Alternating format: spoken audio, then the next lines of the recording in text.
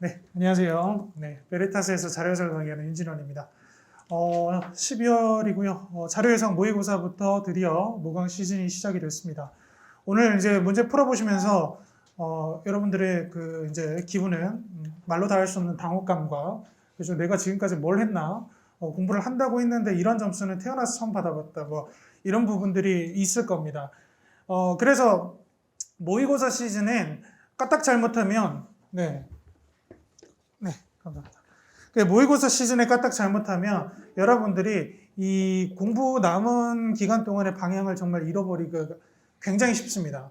왜냐하면 이 정도 하면 약간 실력이 어느 정도는 올라왔을 것이라고 생각을 했는데 실제로 압박이 주어진 환경에서 문제를 풀어보니까 굉장히 생각보다는 다른 점수를 많이 받게 되죠. 그래서 보통 이제 여기서 방향이 잘 안 잡히면 마구잡이식으로 공부를 하게 됩니다.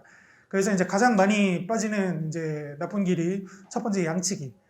양치기라는 거는 그냥 무작정 많이 풀면 점수가 오를 거다라는 그 막연한 기대감으로 그냥 열심히 하는 겁니다. 하지만 그렇게 해가지고는 성적의 그 상승의 한계가 있겠죠, 당연히. 왜냐하면 전부 다 이 시험에서는 허수 지원자가 별로 없기 때문에 전부 다 어느 정도 이제 학습 능력이 있고 그리고 시험 운영 능력이 있는 사람들끼리 경쟁을 하는 거라 단순 양치기로 성적 상승에는 한계가 좀 있습니다. 그리고 이제 두 번째로 잘못된 거는 열심히 이제 계산 연습으로 남은 기간을 내가 마무리하겠다. 유종의 미를 거둬보겠다. 근데 이제 제가 가장 이제 경계하는 게 점수가 안 나온다고 계산 연습을 하게 되면 진짜 문제를 정말 힘들게 풀게 됩니다. 왜냐하면 제가 이제 해설을 하면서도 말씀드리겠지만 계산을 의도한 문제들이 없습니다. 계산을 의도한 문제들이 없고 여러분들이 구조나 그리고 출제 의도만 파악해도 충분히 정보 판단을 할 수 있는 정도의 수준의 문제를 출제했기 때문에 계산으로 풀 수 있는가 없는가는 중요하지 않아요, 사실. 왜냐하면 그렇게 풀 수 있다 하더라도 40문제를 여러분들이 주어진 90분 안에 다 풀려면 계산만으로는 절대 풀 수가 없습니다. 그래서 계산의 영역을 줄여가는 것이 고득점을 위한 가장 올바른 길이라고 생각하고 지금부터 여러분 주변에 누군가가 야, 자료해석 열심히 하려면 계산 연습 열심히 해봐 라고 하는 사람이 있으면 그 사람을 멀리해야 됩니다. 왜냐하면 그 사람이 여러분 경쟁자일 거거든요. 그래서 정말 그거는 잘못된 길로 가는 거니까 혹시라도 이제 그런 쪽으로 연습을 해야겠다는 생각이 드신 분들 오늘 강의를 들어보시고 과연 내가 계산 때문에 틀린 건가 아니면 진짜 기출 분석이 제대로 안 된 건가 뭐 그런 거를 판단하실 수 있을 거예요. 자, 앞에 보세요. 모의고사 수강 가이드입니다. 제가 이제 매 회차마다 여러분들한테 좀 전달드리고 싶은 내용들을 간단하게 전달하고 해설을 하도록 하겠습니다. 자, 첫 번째로 오픈 카톡방 입장을 꼭 이제 해주시면 좋겠습니다. 해설지에 보면 그 제 사진 옆에 죄송합니다. 사진을 넣었어요. 네, 잠깨시라고 그죠?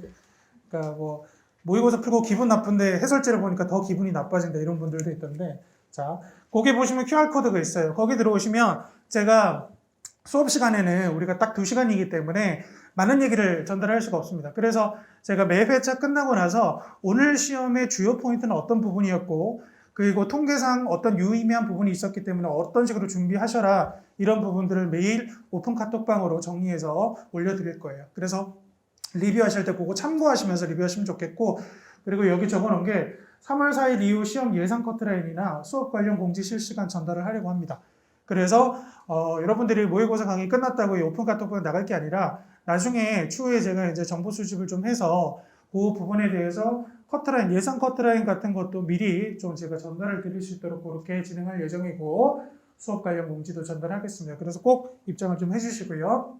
자, 강의에서 챙겨야 할 거 3가지가 있습니다. 첫 번째는 문제의 출제 의도입니다. 제가 이 문제를 출제할 때 어떤 식으로 문제를 풀길 바랬다라는 부분을 여러분들이 똑같이 이제 공감하시고 이해하셔야 2회차, 3회차 풀 때 조금 더 수월하게 풀 수 있을 겁니다. 자, 그리고 두 번째는 효율적인 풀이 방법. 여기 선지 플레이 폼이라고 돼 있는데 오늘 특히 서술형 1, 2, 3, 4, 5가 문장 형식으로 된 문제를 풀 때 굉장히 버거우셨을 거예요. 자, 그런 문제는 특히 내가 몇 번 정답부터 보는지가 굉장히 중요합니다. 그래서 그냥 나는 1번부터 보겠다, 5번부터 보겠다, 3, 4, 2, 1호로 보겠다, 뭐 많을 거예요. 하지만 B셋 자료 해석에는 그 선지를 만드는 방법이 정해져 있습니다. 실제로. 그래서 그런 것들을 기반해서 여러분들이 정답을 보셔야 되겠고 그런 선지 플레이도 알려드리도록 하겠습니다. 자, 그리고 마지막에는 실전 시험 운영을 위한 각종 꿀팁. 여러분들이 오늘 90분 풀면서 중간에 뭐 머리가 이제 멍해지거나 아니면 전혀 글이 읽히지 않거나 아니면 시간이 너무 부족한데 남은 문제 수가 많을 때 어떻게 해야 될지 이런 부분들도 같이 전달을 좀 드리도록 하겠습니다. 자, 그리고 오늘 이제 리뷰를 하실 거잖아요. 리뷰 방법입니다. 첫 번째, 푼 문제 우선적으로 리뷰를 하셔야 되겠습니다. 찍어서 틀린 문제는 물론 중요한 문제일 수도 있고 여러분들이 그 문제를 풀어야 할 수도 있습니다. 하지만 모의고사에서 가장 중요한 것은 단계적인 성장이거든요. 그러니까 내가 오늘 50점을 받았는데 내일 90점을 받겠다라는 건 굉장히 무리한 목표 설정입니다. 그래서 오늘 했던 실수를 내일 하지 않고 그리고 오늘 점수, 오늘 100분위보다 단계적으로 올려가서 8회차에 내가 어떤 정도를 달성하겠다. 이렇게 생각하신다면은 일단은 내가 풀었는데 틀린 게 훨씬 중요해요. 그래서 찍었는데 틀렸는지 맞았는지는 나중에 내가 풀 수 있는 문제 수가 늘어났을 때 고려를 하시는 부분이 되어야겠고 그리고 이제 100분위가 오늘 나올 겁니다. 자, 100분위를 크게 이제 저는 4개로 나눴는데 상위 15% 이내, 상위 30% 이내, 상위 50% 이내, 상위 50% 초과입니다. 자, 그러면 본인이 선택, 여기 100분위 중에 이제 본인의 위치가 파악이 되잖아요. 그죠? 그러면 정답률을 기준으로 일단은 내가 성적이 좀 낮은 편이다. 정답률 60% 이상인 문제를 먼저 리뷰하셔야 돼요. 왜냐하면 결국 성적이 낮다는 건 남들이 다 맞히는 걸 내가 틀렸을 가능성이 굉장히 높아요. 그래서 어려운 문제보다도 내가 풀었는데 틀렸고 정답률이 60% 이상인 거 우선적으로 리뷰하시면 좋습니다. 상위 50% 초과면 보통 50점 내외거든요. 그러면 20개를 전체를 다 리뷰하려면 하루가 모자랍니다. 그리고 모의고사는 기출이랑 달라서 그렇게 리뷰하실 필요가 없어요. 그래서 여러분들이 실제 문제를 풀 때 확인하는 선지 그리고 내가 풀었는데 정호 판단이 틀렸던 선지 이런 거 위주로 보시면 좋겠습니다.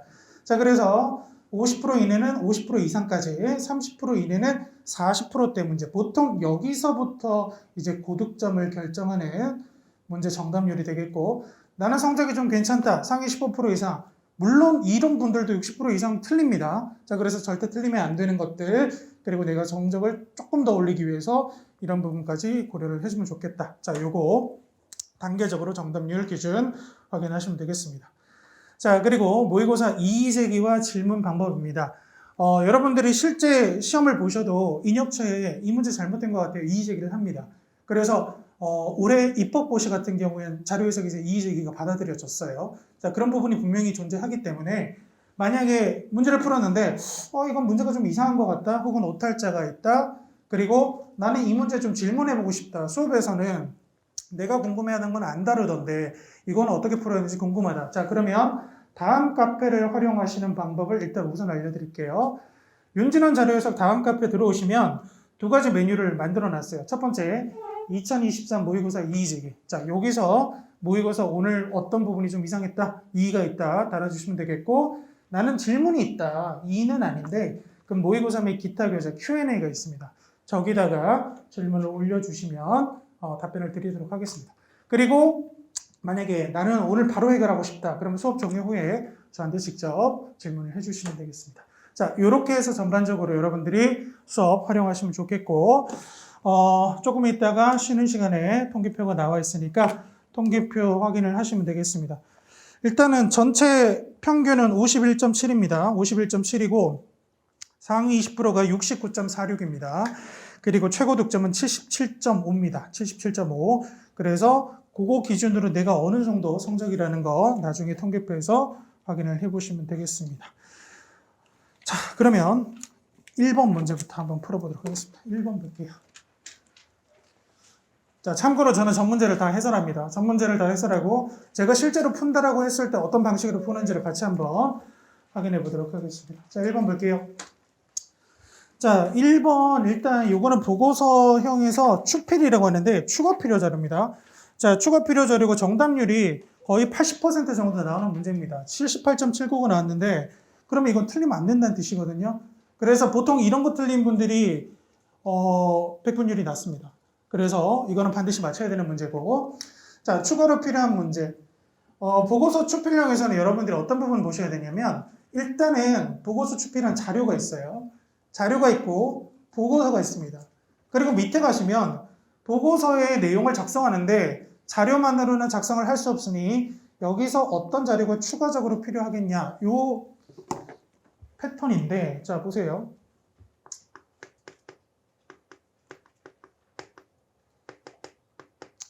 보고서 추필 유형은 원래 일반적인 유형은 자 자료 보고, 보고서 보고,